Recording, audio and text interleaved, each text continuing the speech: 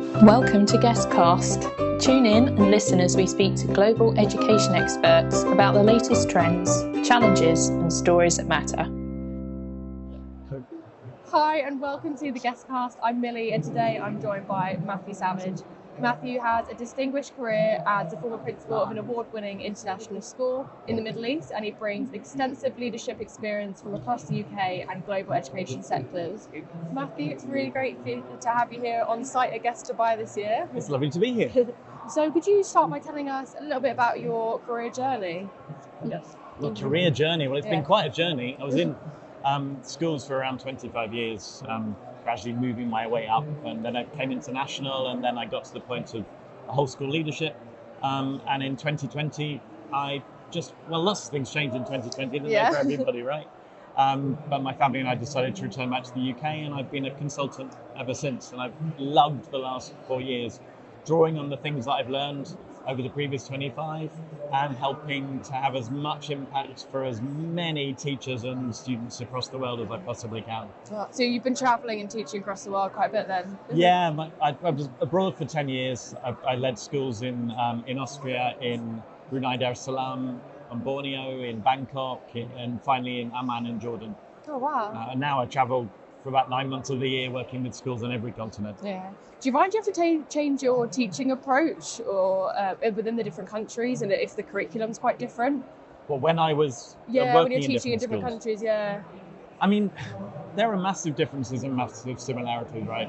Kids are kids, yeah? Yeah, and that's true. Child development is child development, but Yeah. obviously one has to adapt to the socio-cultural context, and if you're not respectful of the context in which you operate, then it's not going to work, right? So I think it's a balance, it's a blend. Yeah, and does your teaching focus on sort of lower school or sort of higher education, or a bit of a mixture? I haven't been a classroom teacher for many years, so I was a deputy head teacher in the UK, I was a secondary principal in Austria and in Brunei, I was a deputy head of whole school in Bangkok, and a whole school principal for a 3 to 19 school in Amman, between 2016 and 2020. So my teaching was with the older students, but since I've become a school leader, it's everybody, right? It's the whole community. Yeah, for sure. And now I understand you're consulting with the Mona Lisa effect, is that? Yes, Yeah. I am. I work with schools across the world, probably around 100 schools in the last 4 years, helping them to focus on the things that really matter in education and not be deflected and distracted by all of the noise around us that tells us we should be doing this, and this, but doing what's really right. Yeah. What made you decide to sort of transition into consulting from teaching? Oh, I think there are lots of things that came together. I mean, 2020 was a weird year, as we've said. But I'd been in school leadership for many, many years, and I loved so much about it. But I wanted to have a change of direction. Our kids were adults, and we'd relocated, and the idea of being able to interact and interface with children, young people and adults in schools across the world rather than concentrating my work in one school just seemed to me of tremendous appeal. Yeah. I guess it's kind of a two-part question, but what was your favourite bits of teaching and then maybe favourite bits of consulting? Let's see how they compare. Well, my favourite bits of school leadership, actually leading schools and helping to lead schools, was the time I spent with children and young people and the conversations I had with like-minded educators. When you're immersed in a school, you're immersed in community, and being part of the community is really, really nourishing. So I loved so much about my work. What I love now is that I've got no boss, so that's quite nice. That's nice, yeah. And I get to do what I want, with whom I want, where I want, when I want, and that sense of agency and freedom has given me space to learn and to evolve as a thinker and as an educator in ways that the previous 25 years didn't fully make possible, I suppose. Yeah, that makes sense. And your work now really emphasises the importance of kind, warm, street and slow data. Can you explain these concepts to us and maybe why they're vital in modern education? Yeah, no, I love data, but by data I don't just mean numbers. I mean pieces of a story. For me, data is information which enables us to get to know other people, right? I'm drawing on data in every human relationship I have, some of it qualitative, some of it quantitative, and a blend thereof. So for me, data can be, and ultimately this is a choice, data can be a tool of violence, I think, and it can be a tool of kindness, a tool of love, really. So for me, the kind data piece is ensuring that through the way in which we gather and use data in schools, we are centering well-being. Yeah. And we are ensuring that every child's well-being is safeguarded. Yeah. And if we're gathering and collecting and curating the parts of that child's story in a really kind way, then we move on to the warm bit, which is about context. Like Adichie spoke about the dangers of a single story, and if I only get to know you through one particular lens, I don't get to know you, right? So the warm piece is the context. We have to be contextual. We have to focus on the interrelationality within any system. Otherwise, we're going to miss the whole, I suppose. The street bit, if we are using kind data in a warm way, we actually identify the margins in our community, the edges of visibility, the groups of children and the individual children and young people who are missing out on the heat lamp, if you like. And the street data piece is listening to their stories so that we can adapt to center them. And the slow data piece is, for me, the most important of all, because I think as educators and as leaders, we feel the need, the imperative to solve problems, right? Why wouldn't we? It's a human instinct. We see a problem, we want to make things better. Yeah. But I think sometimes we can slow down and recognize that if we're rushing in, we're only going to see the emergent state of that problem. If we slow down and dig into the soil beneath it, that's when you affect systemic adaptation that's actually going to be sustainable as well. And those four pieces of data come together in a data cycle. And once we've adapted, we then need to go back to kind data to see what the state of things is at that point. Yeah. Oh, it's really interesting. I've not heard someone talking about data in that way. I find it very exciting. But yeah, it's interesting to hear. You normally do just hear about it in sort of numbers and or they're still analytical, I was going to say, in an analytical way. But I think it's too often in schools. It almost humanises it. Yeah, exactly. And in schools, it's too often a stick with which we, as children or indeed as teachers, have been beaten or fear we will be beaten. And if data is really an epistemological tool so that I can get to know you, then that is automatically a really human and humane thing. Yeah.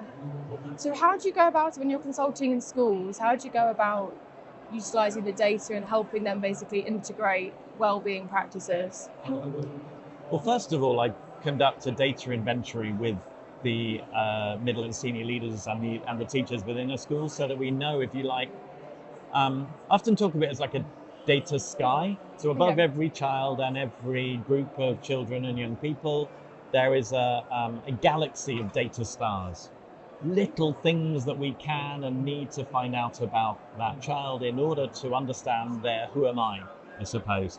And oftentimes when we do that inventory, we find out some pieces of data in our schools that maybe haven't been used in a sufficiently kind and warm way, and we find others that could be if we just did it slightly differently. And what it affects is a kind of a reorientation of the whole data process within schools. And with that as a foundation, we can then just try and seek out as many nuggets, if you like, of really important information that help us to understand the individual child. So I suppose it's that importance of context. I think in schools we rob circumstances, situations, children of context. And when we rob them of context, then what we're left with is just a tiny piece of their picture. Yeah. And what are some of the challenges then that schools are facing with integrating wellbeing and those values into their practices?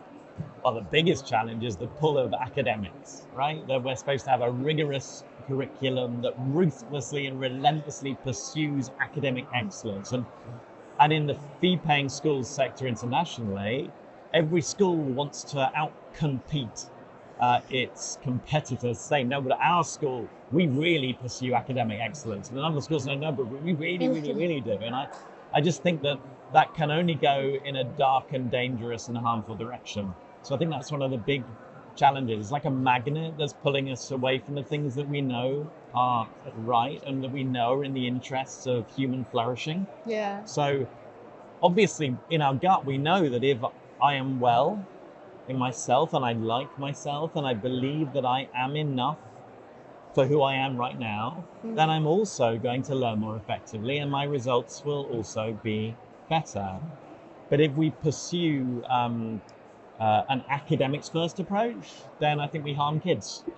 One of the things to which we've signed up as educators is we're not going to harm children. So get human flourishing and well-being right first, and then what comes from that will be extraordinary. Yeah. And you kind of already touched on it there, because my next question was how, the data can help, or integrating the data can help all the students feel seen and heard. Yeah, exactly, because I think we incentivize inauthenticity in schools. We, without meaning to, we incentivize the wearing of masks. And then there are so many things about me as a child or young person that I feel I have to hide because I believe that success and well-being are contingent on me being a certain type of person, of me being able to do this, say this, think this, perform this, right?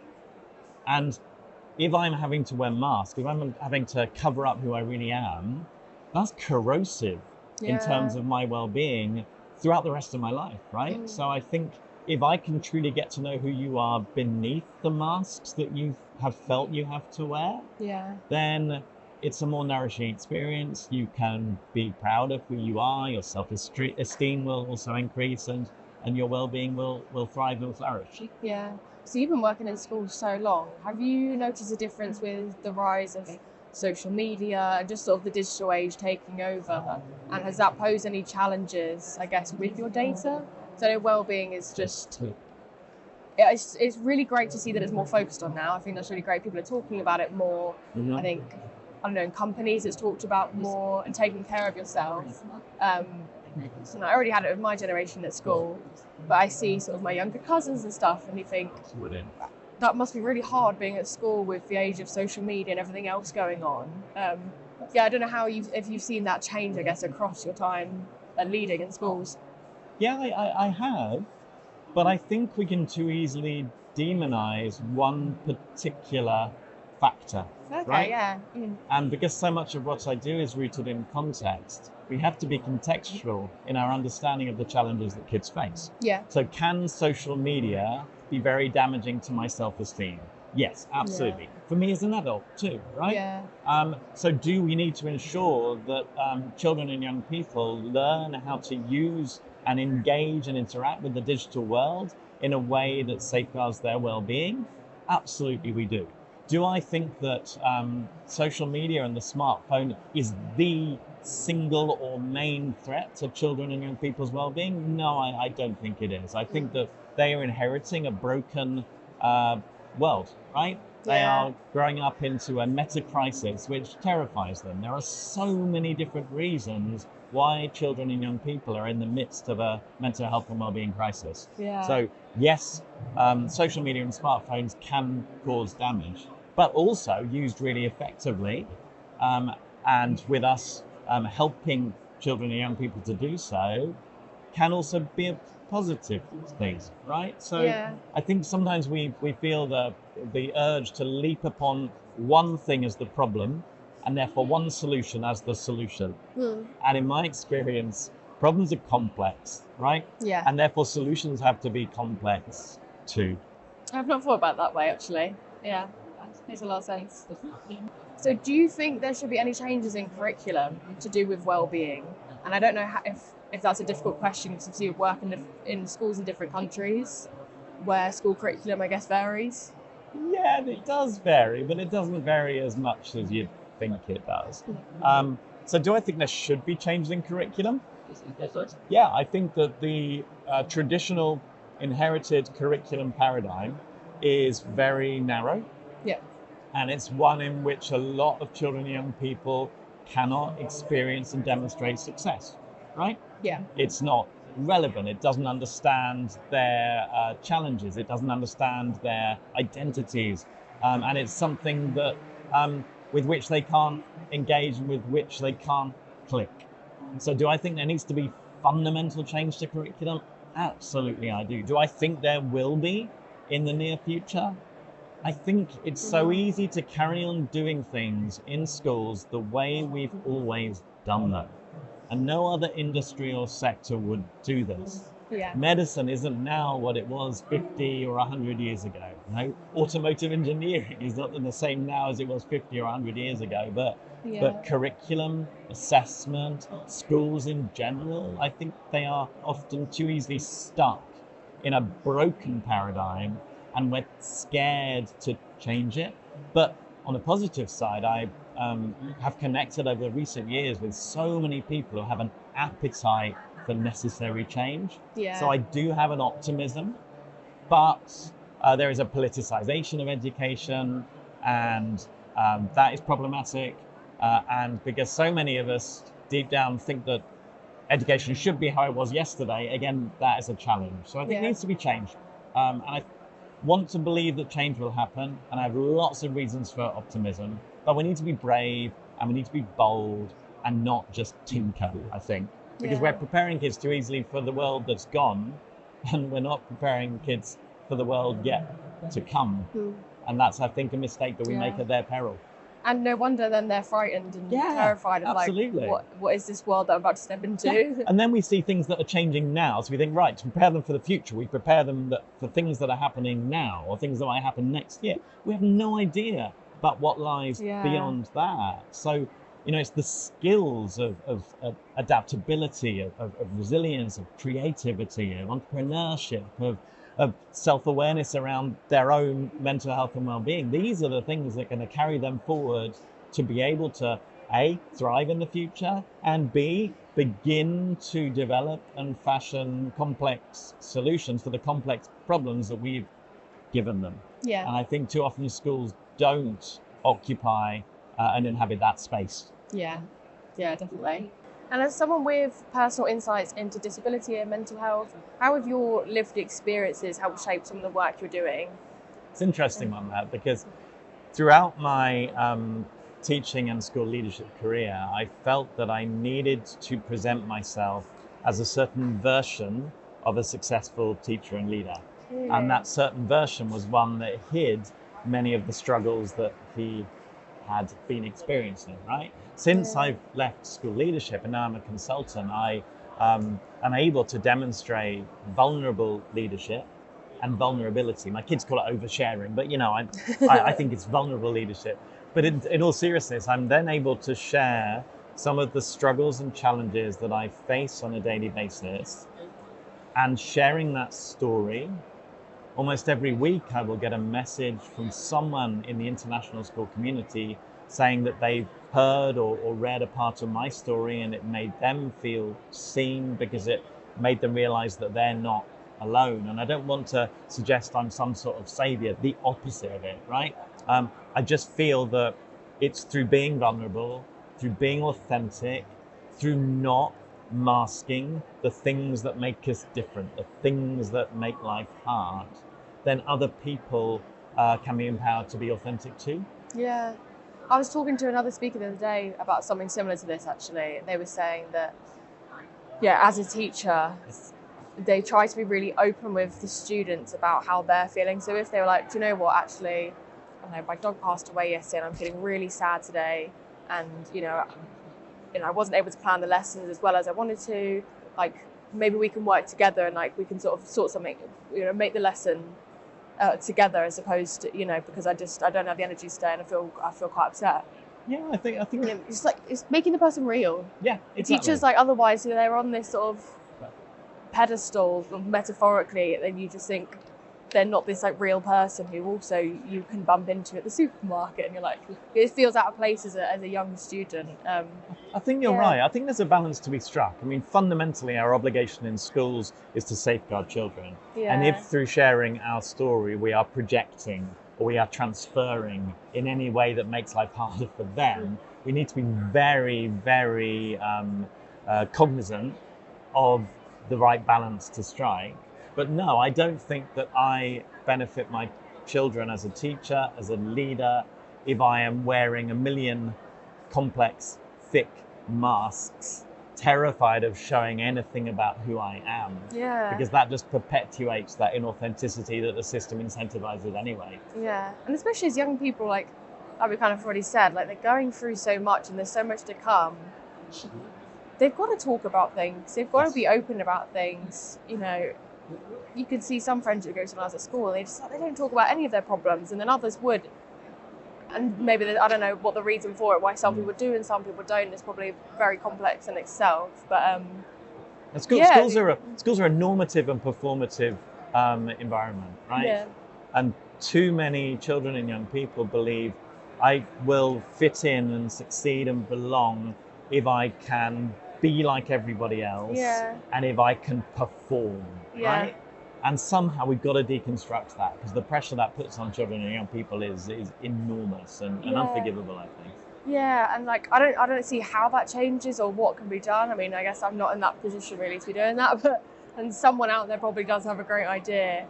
But changing it systematically within the school system is a whole nother ballgame as well. I think it comes through shifting our priorities. The late business writer and thinker Stephen R. Covey once said, and I use this a lot in my talks, the main thing is to keep the main thing the main thing. And we need our main thing to be well-being and human flourishing. Yeah. And if we do that, and if we do that more and more, and in more schools, and in more contexts, then the priority shifts from that ruthless pursuit of knowledge and of academic excellence, which can only pit one child against another and make the whole thing a very cold and quite brutal environment, I think. Yeah, it's got to change. Yeah. And you obviously spoke a little bit earlier today at Guest Dubai. Can you tell us a little bit more about your talk? Maybe what you would hope that attendees are going to take away from your session today? Well, at my core, I'm an English teacher, right? So I love metaphor. And my talk this morning was called Towards an Ecology of Wellbeing. It's all in the soil. And so I talked about how, as teachers and leaders, we want to solve well-being challenges when we see them. We want to solve systemic well-being challenges. We want to solve individual well-being challenges. Yeah. And so we rush in to try and put out those fires. My talk this morning was about how if you see it as a plant, right, and what we're seeing in terms of the challenge we want to solve is purely the leaves and the stem and the flower. We are not seeing the soil from which it's come. So my talk this morning was about how it's important oftentimes to slow down and to really dig into that soil so that we understand from where that problem, that challenge has come. Then we can nutrify the soil and detoxify the soil, and the things that grow from it in the future will be so much happier and healthier. Yeah. Well, Matt, thank you so much for talking to me today. So interesting to hear your talks, and I'm hoping we'll see you again. It's been a pleasure. Yeah, thank you so much. It's been lovely to chat to you. Yeah, and it's nice, we can cover so many different topics across. We've certainly been around, haven't we? Yeah, and all the different people here. For me personally, it's very, very interesting. So thank you so much for sharing all of your insights. Thank you for having me. For one of our listeners, stay tuned because we're going to have more episodes up on the Guest Education website soon, and hopefully we will see you all at Guest Dubai 2025.